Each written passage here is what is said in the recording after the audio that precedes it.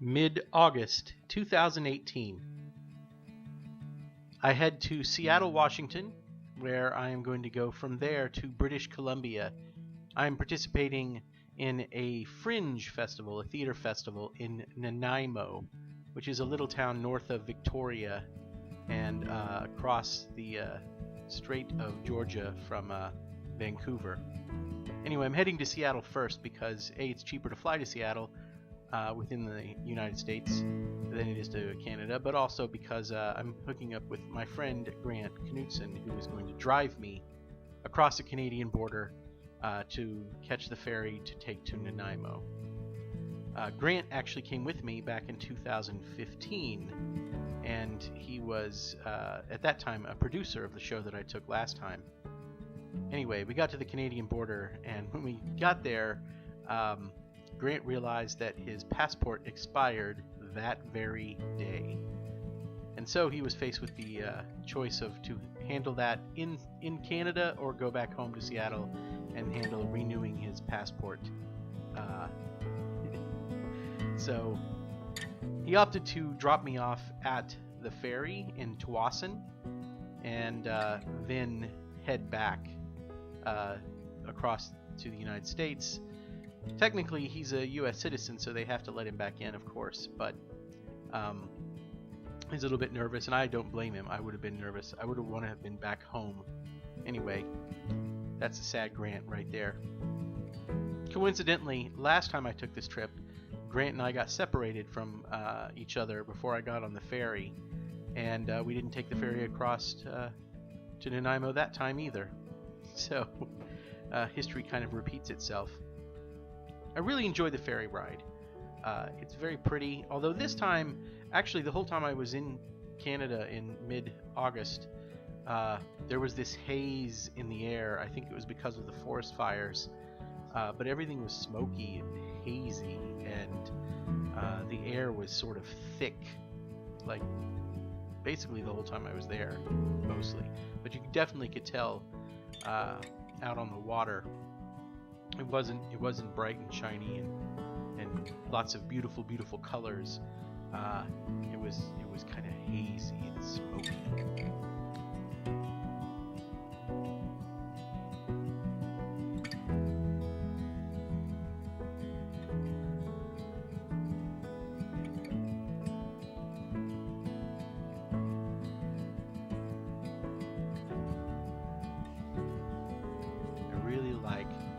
Ferries. They're these rather comfortable ferry boats where you can park your car on the lower level, but since I was on foot, I had to keep all of my belongings with me the whole time. That was kind of an inconvenience, but I carried my bags with me. I wasn't traveling heavy. I tried to hang out on deck for a little while, but it was super windy, and the wind was loud and whipping around. So instead, I went inside and just read my Kindle and ate a French dip sandwich or something. The ferry ride wasn't very long, and then we eventually arrived in Nanaimo, which, not having come across with Grant, I didn't have a ride from the ferry stop into town, which I didn't realize was a problem until I got to the ferry stop and the ferry station right there, and I had to call a cab. Unfortunately, I had not changed any money from American to Canadian, and none of the ATMs were working that I was trying to use. So I was kind of trapped there in the station for a little while. Eventually, I got a cab, and I headed into the city.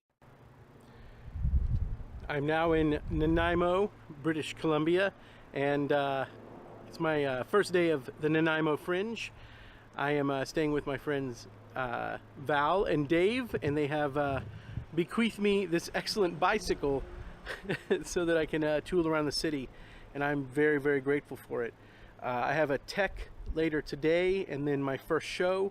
The show that I've brought, Robert's Eternal Goldfish, actually doesn't have very much tech involved. It's lights up, lights down. But I'm going to go hang up posters and put out postcards and get ready for that, and then do the show a little bit later today. First day, Nanaimo Fringe.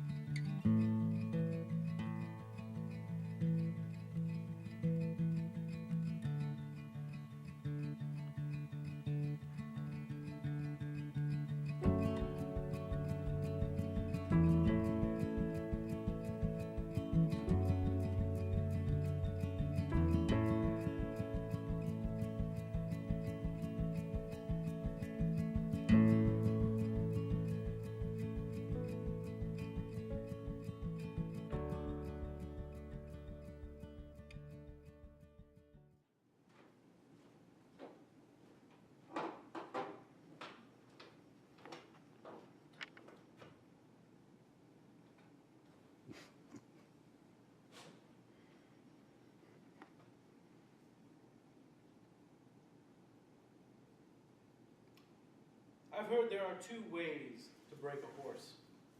The first way to break a horse is to take the horse from the time it's young, when it's a colt, and to raise it gently, to treat it tenderly, speak to it softly, and over time the horse gets used to having humans around it, and then eventually on top of it. When it comes time, you don't have to make the horse go any particular direction. The horse naturally wants to go where the rider wants it to go. And the horse thinks that it genuinely wants to go this way because it's been manipulated over time. This is the way of the horse whisperers. The other way to break a horse is to shake a bag of cans by its face, to bang on a drum, to make loud noises, this horrible cacophony, and to do this over and over and over and over and over again. The horse hates this. The horse fights. But eventually, if it keeps up, if it becomes repetitive enough for long enough, the horse exhausts itself. Eventually, the horse submits. It allows itself to be dominated. I call this submission through frustration. I'm not a horse whisperer. It's Nanaimo Fringe Day 2, and I have a show about 4:15 this afternoon. It is a little after 3 in the afternoon. I thought I'd walk down and shoot this here on the wharf where all the boats are docked. So check this out.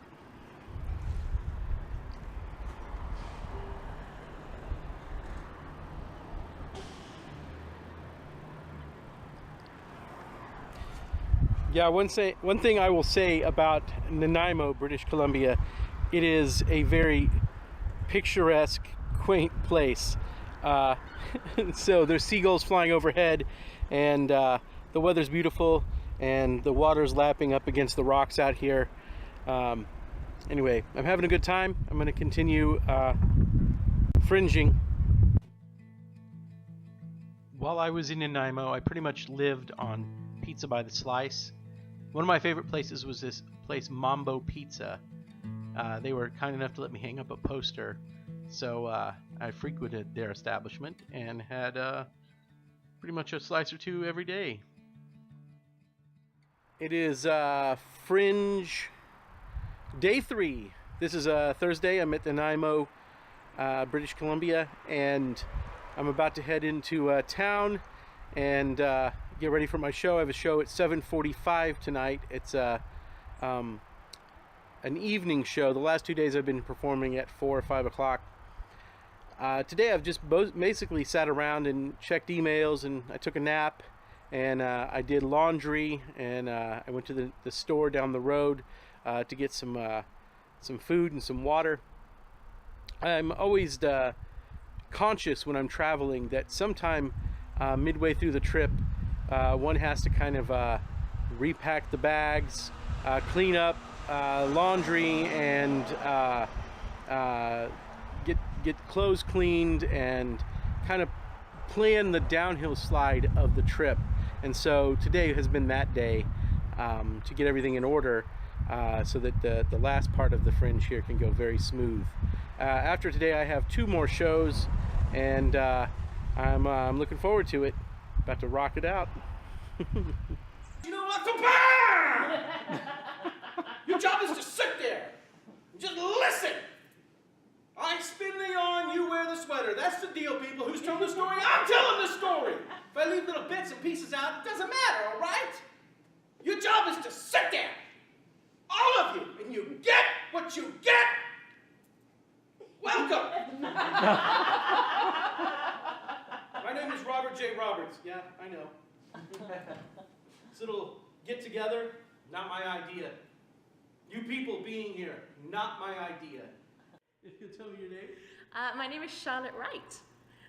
And what do you do here with the Nanaimo Fringe? So I am the event manager and the volunteer coordinator of the Nanaimo Fringe Festival. Okay, and what do you like about Fringe theater?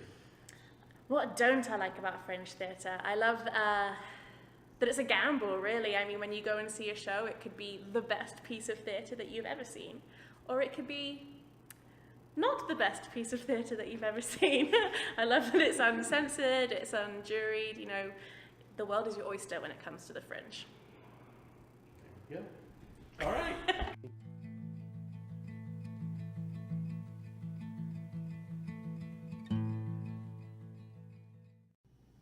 So I'm at the theater. I'm getting ready for my third show. I just wanted to give a view of the space that I'm in. I'm in the Vancouver Island Conference Center, and the Fringe show that I'm performing, Robert's Eternal Goldfish, is in a ballroom, a meeting room. So here, take a look around.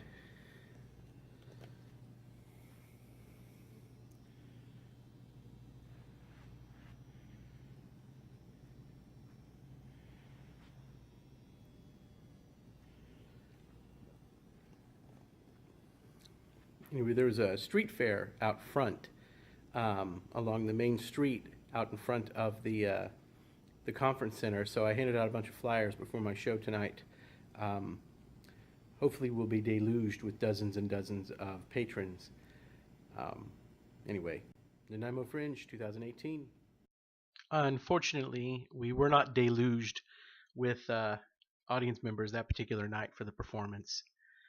Speaking of performances, I did make it out to see several other Fringe shows while I was at this Nanaimo Fringe Festival, including a lady named Colleen, who was presenting a show called 10 Tips for a Collapsed Uterus.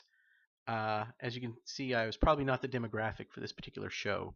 These are my 10 tips for a collapsed uterus. Apologies to the men. Little outdoor sports. Why not? I also caught a duo of street performers named Clever Trevor and Mr. P. They weren't super tight, but they involved a lot of the audience. 2, 1.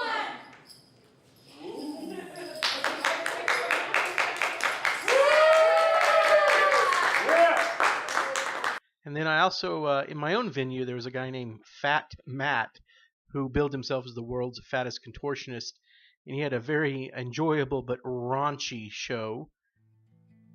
Probably the best show I saw was called After the Beep. It was also in my venue. It was by Pamela Bethel, and she was very low-key in her delivery, but she was very, very engaging as a storyteller.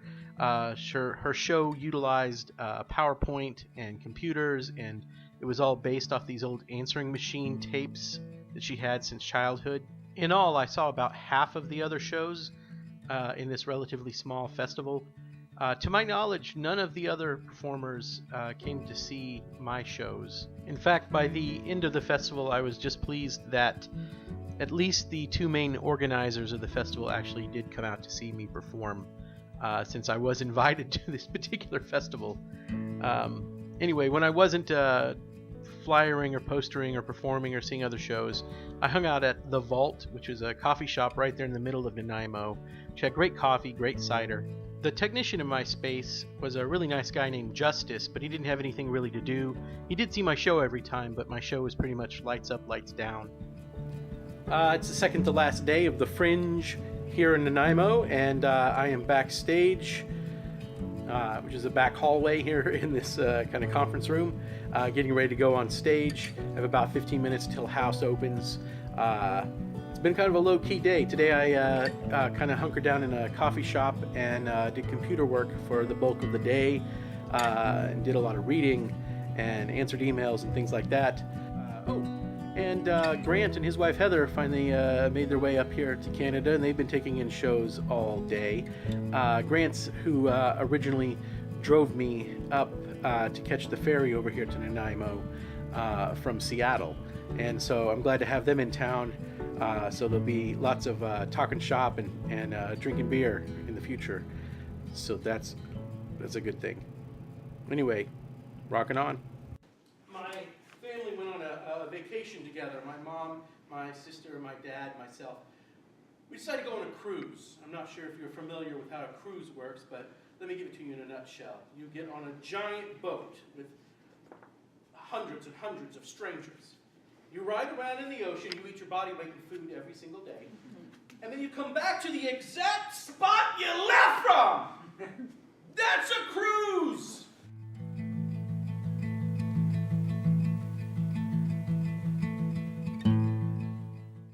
As I floated there in the water, eye level with the waves, I felt this little ember start to well up in me, in the very core of me. And it grew hotter and hotter and more intense and larger, this little ball of hate. And it just grew within me until it rose up, and I swear steam rose off the crystal blue waters all around me, these little vapors of hate. The last full day of the Fringe was very eventful. I went to a exhibit of old B movie posters at the White Room, which is an arts venue, very small, really kind of neat little second floor arts venue, arts space, run by the people that are hosting me in my billet, Val and Dave. Then after that, there was a kind of a closing night party held by the Fringe organizers. Actually, this honestly was the first time that I met the other performers, most of them. Anyway, Grant and Heather came along and they handed out awards. I was given a rock that said "Magically Mad" in reference to my show. Everybody drank wine and talked shop, and it was a nice little closing night party. It was really pleasant. Anyway, it was a nice wind-up to the festival. The next day, we boarded the ferry to go back across to... this time we didn't go to Tawasin, we went to Vancouver, and we all got on the ferry at the same time, Grant, his wife, and myself, so, you know, thumbs up on that. I'd never been to Vancouver, to tell the truth. I literally just arrived in Vancouver for the first time on this particular day, and it was very scenic, and I will have to go back and visit sometime. Anyway, we drove back from Vancouver back to the border, and then back to Seattle, and I actually got up the next day and caught a lift, my first lift I've ever gotten. Actually, got the app on my phone to catch the light rail, and the light rail I took to the train station because I couldn't get a ride. Grant and Heather were busy that day, so I couldn't get a ride to the airport, so I had to take myself to the airport, which is okay. I'm self-sufficient. It was a very kind of a nice little ride as well, although the sky was still cloudy even in Seattle from the forest fires pretty much the whole time. I stood in the longest possible line I have ever been in for airport security at the Seattle airport. It literally wound around the entire terminal. It was ridiculous. But I got there early, so I made my flight and flew back to Dallas, Texas, and arrived with my one bag in tow and my little backpack, and Ruth was there to pick me up from the airport, and it was a good adventure overall at the Nanaimo Fringe Festival 2018. When I got back home, I immediately started teaching the next day and went back to the grind. Anyway, hey, thanks for watching.